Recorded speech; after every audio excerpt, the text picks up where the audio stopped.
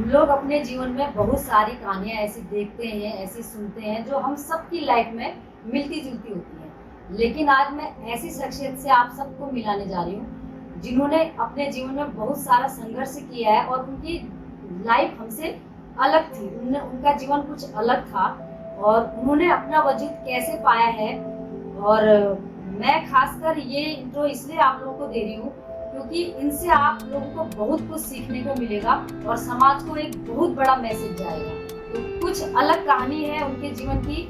आइए आज मैं उन्हीं से आपको मिलाती हूँ। मेरा नाम शांति और शांति न्यूज़ चैनल में आप सबका स्वागत है।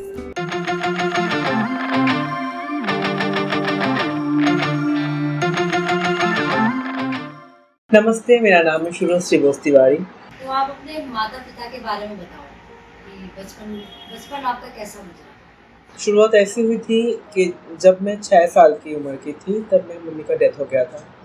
एंड जब मेरी मम्मी का डेथ हो गया था मेरे पापा उस दिन मुझे छोड़ के चले गए थे। और बचपन बहुत बहुत संघर्ष से मेरा बीता है, क्योंकि एक 7 साल 6 साल की उम्र में बच्चे का अगर माँ बाबा ना रहे तो उस बच्चे का जो होता है तो वही थी मेरी ज़िंदगी। तो फिर आपकी शिक्षा दीक्षा कैसे हुई? आपको संभाला किसने? मेरी नानी, जो मैं दीदा बोलती थी उनको, मेरी दीदा ने मुझे बहुत मेहनत से बड़ा किया। उन्होंने मेरे दादू जाने के बाद दीदा वो थी बोल के ही मैं ज़िंदा हूँ आज। क्योंकि मेरी छोटी सी स्टोरी है, मैं शुभश्री बोस हूँ आज, लेकिन मैं पहले शुभश्री बोस नहीं थी, क्योंकि जन्म सूत्र से मैं एक औरत नहीं थी।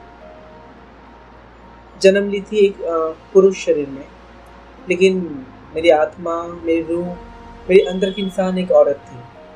महसूस करती थी कि मैं बाकी लड़कों से अलग हूँ। मेरे अंदर कुछ प्रॉब्लम है, कुछ अलग सी सोच है मेरे अंदर। बचपन से मुझे लगता था कि शायद मैं बाकी और लड़कों जैसे होते हैं जो खेलते हैं, जो घूमते फिरते हैं, मेरे वो नहीं थे। मैं अपने आप को एक लड़की मानती थी, अंदर से एक लड़की फील करती थी। तो कहीं ना कहीं मैं इस चीज़ को अपने अंदर दबाने की कोशिश करती थी। लेकिन जब मैं धीरे धीरे बड़ी होती गई, मुझे समझ में आया कि नहीं, कुछ प्रॉब्लम है मेरे अंदर, मुझे उस चीज़ को बदलना होगा। तो जब आपको ये सब लगा अंदर से, तो कुछ तो फीलिंग आपने समाज में आपको दिखाई होगी। तो आपके साथ सामाजिक क्या व्यवहार था, लोगों का क्या व्यवहार था आपके प्रति? एक्चुअली ये जो सामाजिक जो बिहेवियर होता है ना, ये समाज ही समझा देते हैं कि तुम हम लोगों से थोड़ा अलग हो। क्योंकि जब मैं छोटी थी, मुझे अपना सेक्सुअलिटी और मुझे अपने जेंडर आइडेंटिटी के बारे में पता नहीं था। मैं नॉर्मल और 5 बच्चे जैसे मैं खेलती थी। हाँ, मेरा खेलने का सामान अलग था। गुड्डी गुड़ियों का खेल, घर घर खेलना, नानी का कपड़ा पहन के खेलना, तो ये सब थी अंदर से। लेकिन ये समझ में नहीं आती थी कि मेरा चलने का, मेरा बैठने का, मेरा बोलने का तरीका बाकी लड़कों से अलग है। तो ये समाज ने समझा दिया कि तुम थोड़ा अलग हो, तुम बाकी लड़कों जैसे नहीं, तुम थोड़ा अलग हो, तुम थोड़ा लड़की जैसे। अच्छा, इसमें सबसे ज़्यादा साथ आपका किसने दिया? देखिए, बचपन से साथ दीदा थी, नानी, उन्होंने छोड़ किसी का साथ मुझे नहीं मिला, क्योंकि वो अकेली जो मुझे समझती थी। और एक टाइम के बाद मुझे लगा था कि मैं अपना जो ये आइडेंटिटी है, इसको छुपाना पड़ेगा, इसको फोकस नहीं कर सकती, क्योंकि लोग क्या कहेंगे, समाज से क्या फीडबैक मुझे मिलेगा। क्योंकि एक लड़का लड़की जैसा हाव भाव कर रहा है, चल रहा है, बैठ रहा है, उठ रहा है, तो उसके इस चीज़ को एक्सेप्ट करना लोगों को मंजूर नहीं थी। लोगों को लगता था ये चीज़ की ये एबनॉर्मलिटी है, ये कुछ गलत है। लड़का है, लड़का जैसा हुआ, लड़की जैसा हुआ, ये लड़का हो के लड़की जैसा क्यों है? लेकिन मैंने अपने आप को कभी वो माना ही नहीं कि मेरा शरीर लड़के का था उस समय, कि मेरे अंदर की जो आत्मा थी, जो अंदर की जो इंसान थी, वो कभी कोई लड़के का था ही नहीं, वो एक लड़की का ही था। और मैंने हमेशा उस चीज़ को इम्पोर्टेंट दिया कि नहीं, मुझे उस चीज़ को मारना नहीं है, उसको ज़िंदा रखना है। तो आपकी शिक्षा दीक्षा कैसे हुई? मैंने HS के बाद मैंने ग्रेजुएशन प्लस मास्टर्स किया रविंद्र भारती यूनिवर्सिटी से। मैं एक कथक डांसर हूँ। मैंने कथक के ऊपर तालीम लिया बहुत सालों से। रविंद्र भारती यूनिवर्सिटी से मैंने अपना मास्टर डिग्री कंप्लीट किया ऑन कथक डांस, और ऐसे मेरा लाइफ चलता गया। कब जाकर आपने फाइनली निर्णय लिया कि अब मुझे इस पोजीशन पर नहीं रहना है, यानी आप हो तो पुरुष लेकिन आप एक अंदर से महिला हो, तो आपको पूर्ण रूप से महिला बनना है, अब मुझे अपना वजूद किसी हालत से भी पाना है, ये आपने कब निर्णय लिया और ये कब शुरू हुआ? सबसे पहली बात, जब मैं बहुत छोटी थी, मैंने आपको पहले बोला कि मुझे ये चीज़ पता चल गया था कि शायद मेरे अंदर कुछ चेंजेस है, बाकी लड़कों से मेरा कुछ नहीं है। तो वो ज़िंदगी मेरे लिए बहुत प्रॉब्लम थी, बहुत ज़्यादा प्रॉब्लम, क्योंकि प्रॉब्लम इसलिए थी कि अगर नॉर्मल सी बात है, अगर आपको अगर बोला जाए कल से आपको एक लड़की के जैसे लड़का जैसे जीना होगा, तो आपके लिए वो जो पेन होगा, आप एक लड़की और लड़का से कैसे रहोगे?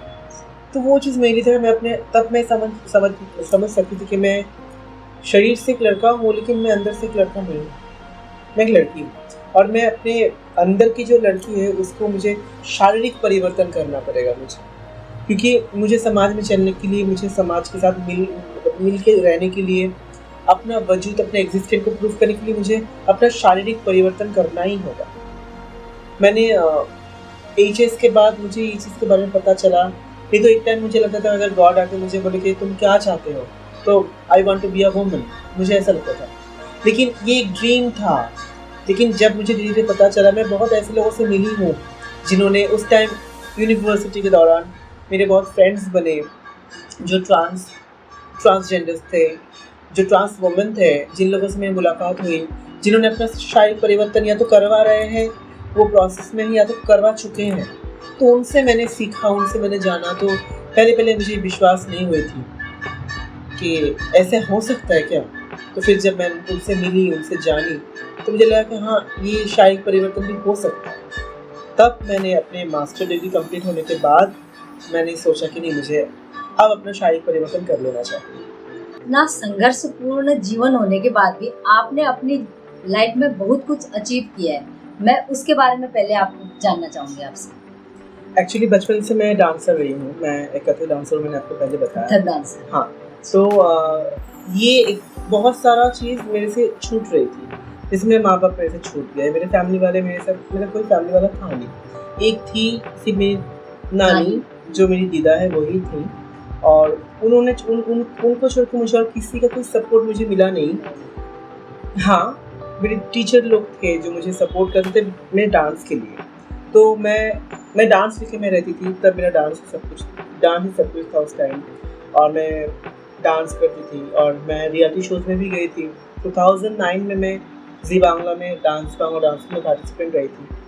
वो मेरे 2019 में आप 2009 में मैं डांस बांग्ला डांस में गई, मैं पार्टिसिपेंट थी वहाँ की।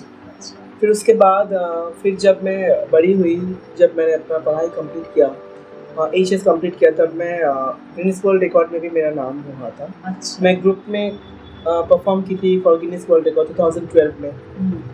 27 आवर्स कंटिन्यू डांसिंग का, 27 आवर्स कंटिन्यू डांसिंग, हाँ, कंटिन्यू डांसिंग का मेरा गिनीज वर्ल्ड रिकॉर्ड भी था एक ग्रुप के साथ। फिर 2021 में मैं फिर से DVD में आई थी स्पेशल परफॉर्मेंस के लिए। स्पेशल परफॉर्मेंस के लिए मुझे फिर से बुलाया गया था जी बांग्ला से।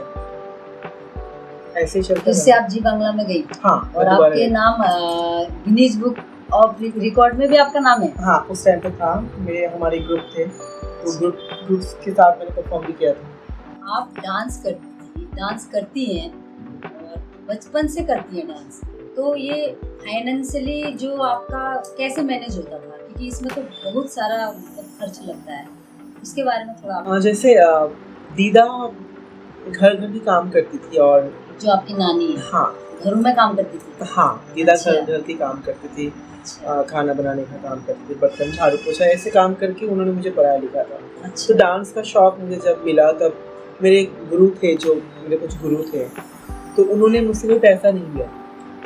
तो उन्होंने मुझे फ्री ऑफ कॉस्ट डांस सिखाया। उनको पता था कि मेरे फिनेंशियल कंडीशन बहुत वीक थी, दीदा कहाँ से देंगे। तो उनको वो पता चला, उनको लगा ये पैसा बेयर नहीं कर सकती, तो उन्होंने मेरे से कभी पैसा नहीं लिया। और डांस करने के लिए कॉस्ट्यूम्स वगैरह चाहिए होता है, ज्वेलरीज एंड ऑल, तो एक छोटा सा मैं आपको स्टोरी बताती हूँ कि जब पूजा होती थी, दुर्गा पूजा, काली पूजा, तो मूर्तियाँ विसर्जन होती थी तालाब में, और मैं बहुत छोटी थी उस टाइम, तो मैं तालाब में कूद जाती थी। तो सब दोस्त लोग भी देखते थे कि सब विसर्जन हुआ और एक छोटा सा बच्चा कूद गया तालाब में। क्या हुआ? तो हाँ, वो मैं कूद जाती थी। कूद के वो कपड़ा वगैरह लेना, ज्वेलरी लेना, मैं उसको ले आके फिर घर में सुखाती थी, धो के अच्छे से। वो भगवान जी के जो कपड़े होते थे वो सुखा के फिर उनको स्टिच करके मैं उनका कपड़ा बनाती थी मेरे शौक के लिए। तो मेरा ये सब फिनेंशियल कंडीशन इस चीज़ के सपोर्ट से थोड़ा सा मैनेज हो जाता है। ये कितनी बड़ी बात है बोलो। ये विसर्जन हुए जो भगवान है उनके कपड़े लेकर, उनके गहने लेकर आप अपना डांस के लिए मैनेज करती थी। हाँ, मैं बहुत कपड़े जुगाड़ती थी और मेरे पास बहुत कपड़े रहते थे, और उसको सारा अच्छे से सुखा के फिर मेरे को उसको मैं खुद कटिंग करती थी, क्योंकि उस टाइम टेलर के पास जाने के लिए भी पैसे की ज़रूरत होती थी। उतना पैसा तो है नहीं मेरे पास, तो उसको खुद ही कटिंग करके फिर हाथ से सिलाई करके ड्रेस बनाना, ये सब था मेरे कुछ आदत। तो सुरश्री, आप थोड़ा ट्रांसफॉर्मेशन की जर्नी के बारे में आप बताओ।